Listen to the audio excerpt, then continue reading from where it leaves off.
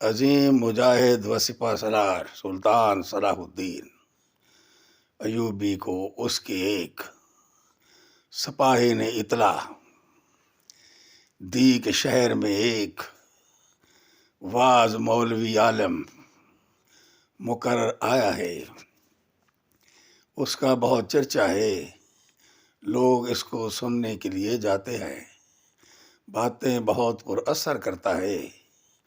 تو سلطان نے بھیس بدل کر ملنے کا ارادہ کر لیا کہ دیکھیں کون ہے وہ واعظ سلطان۔ صلاح الدین ایوبی بھیس بدل کر اس کے پاس پہنچ گئے۔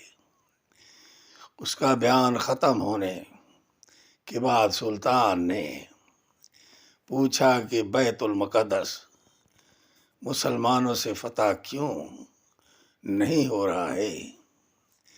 کیا وجہ ہے؟ اس عالم نے کہا کہ دعا مانگتے رہو، بیت المقدس فتح ہو جائے گا۔ سلطان نے جو سننا تھا فوراً تلوار نکالی اور پوچھا، کون ہو تم؟ کس نے بھیجا ہے تمہیں؟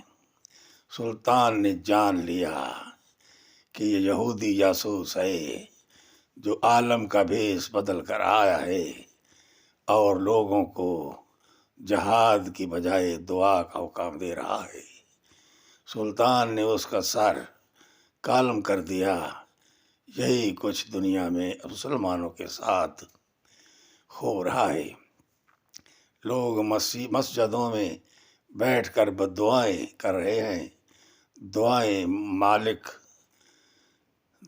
مانگ رہے ہیں، لیکن ظالم تباہ ہونے کی بجائے مزید طاقتور ہو رہے ہیں، کیونکہ ہم نے عملی جدوجہد کو چھوڑ کر صرف دعاؤں پر اکتفا کیا ہوا ہے۔